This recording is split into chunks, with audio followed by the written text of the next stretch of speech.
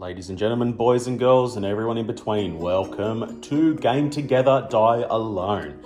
My name is Matt, and we are here playing Fallout, the board game. Just the first one, not the expansion for now.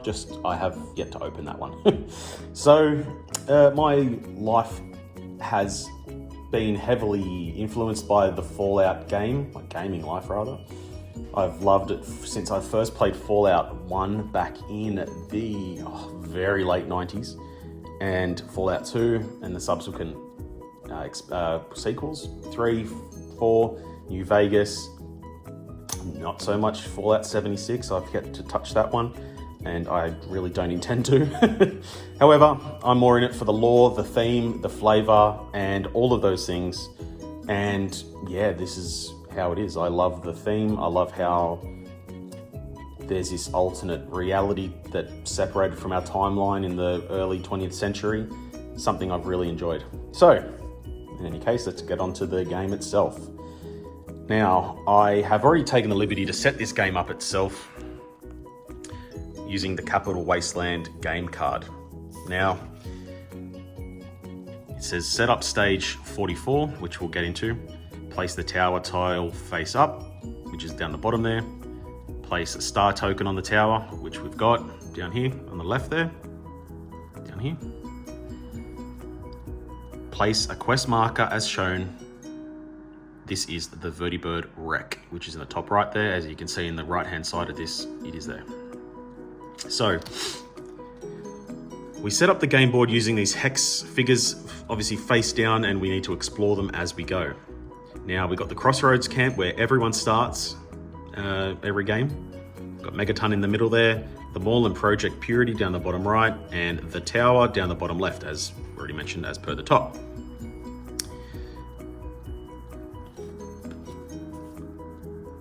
Now, in the Capital Wasteland, we have two fighting sides of this campaign. The Brotherhood of Steel, who are represented by the Star, and the Enclave represented by the Shield. So more or less you can take a side with this, or you can go your own way, play the game as you wish. I like to tweak the rules as I go, not cheesing it at all, but just playing with more flavor and trying to get more loot, because that's fun to me. Anyway, the Star and the Shield are representative of these two parts of two fighting factions who are trying to win the Wasteland as it was. So, as I've chosen the Brotherhood Outcast, as you can see if it focuses, he has lovely armor out there, decent sized gun, however, the gun really doesn't come into this much. As I am the Brotherhood Outcast, as represented by this card, I start with an item of apparel, which is the power armor. So as the 2 is represented there, that's the amount of armor this has. The 6 in the top is how much it would cost if it was to be bought or sold. I don't believe you'd want to sell it. So when you perform a move action, you gain 1 movement point instead of 2. So basically each character can move 2 segments of a hex per turn in each move. This guy can only move 1. So, slow, but he's got decent armor. However, as you can read at the bottom there, it says during your turn you may pay 1 cap to ignore this effect until the end of your turn. So, you can pay the 1 cap, move 2 spaces. However, you only start with 3 caps, and you may not want to waste those straight away. Now, this is our player bar. As you can see here, this is the rads. These are your hit points.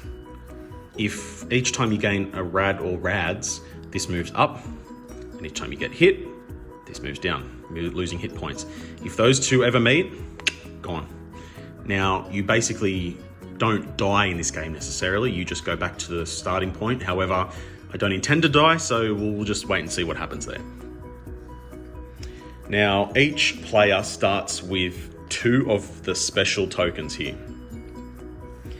I started with intelligence here because I am the Brotherhood Outcast, and it tells me to use the intelligence slot first.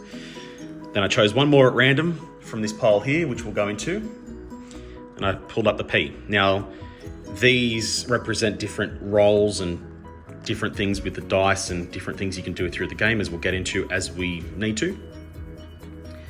The experience bar, which is immediately underneath the special bar, is here. So as we progress, 1 XP is per icon you have in there. So if you gain 2 XP at the start, you go 1, 2. If you gain 1 more XP from there, you go back to the start, you gain a new level. You can choose 1 more of these or a perk card. Again, we'll get into these as we have a look around the board and just give a brief explanation. So here we have stash O caps. These are different icons for the movement of the Brotherhood and the Enclave as we go. These icons represent, these ones here, our enemies. This is just the stash of outside the board as we go. As we open them up, we may need to put them down on the board as we open up more of these, and the dangerous ones will have just the more dangerous characters. These little ones down here represent different traits and whatnot. For example, this one is, you're loved, you've got decent karma. And this one's, you are vilified. So again, as we go, we may need to use these, we may not, it depends. Different characters start with different things. And as a Brotherhood Outcast, we start with nothing. These are quest markers, and these are your special icons. So as you can see, you flip one over, there's an L for luck. Flip another one over, an intelligence, and so on, agility. Over here, we have our dice, which each represent different hits and hits taken. So these 4 across here are our open shop, which come from this stack at the start. This is the loot, where we go through different settlements and whatnot and find loot or on enemies when we defeat them. And these are required as we go, a little bit more technical items and that are better. These are your influence cards and whatnot, so we'll get into these as we go. For each space star has advanced further than the shield, you get an extra point. So on and so forth. There's little details down here. We'll get into those as we go.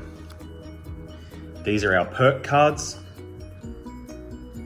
So if we decide to not go the extra special icon, we can pick up one of these. So for example, discard this one to shop. You can buy and sell as many cards as you want. So we'll just put that one at the bottom so we don't get that one when we do decide to play. Settlement cards are these 2 here. So there are ruins and actual settlements. So as you can see here, the tower is classed as a settlement. The mall is defined as ruins, as on the number 4 there. The crossroads, where we start, doesn't have anything, it's not a settlement, just a starting point. Now this is our staging deck, this huge stack O cards. Now these are basically the campaign. So you will need to pull these cards out and do things as written on them, as defined by this card. So at the top there, you can see it says stage number 44. Now I've already taken the liberty to take that one out. And it says here, welcome to the Capital Wasteland. Let's see if we can get it to focus. The mountains around you shake suddenly, fire and rubble spewing violently in the sky. Eyes wide, you watch as a fleet of vertibirds scramble from their peaks to clear the violent blasts. The straggler of the group even begins to emit a trail of smoke as the rest disappear over the eastern horizon, then abruptly drops out of sight with a dull explosion that echoes up from the Capital Wasteland, which is then marked by this. Now there are multiple campaign cards, as you will. Depending on which one you choose, the layout of all of this will be different. It'll tell you to pick a different staging card. There'll be different factions you can fight for, with, or ignore. This one tells us, obviously, it's specific to the Capital Wasteland, which is fantastic, obviously. And yeah, that's where we end the basic setup. So, one thing I nearly forgot is that depending on how many players you're playing with, you need to take out some of these. So as you can see in the bottom left corner there, it says 4, 3+, 2, 3, 2. These are the ones I'm leaving out of my game, as it's a single player game. This one here, bottom corner there, it says 1+, so obviously anyone, one player or over, you can add this card to the deck. And that's where we are going to leave this for now. Make sure to watch out for the next video, which is just the first round, couple of rounds of the game, and basic explanation of Fallout, the board game. Thanks.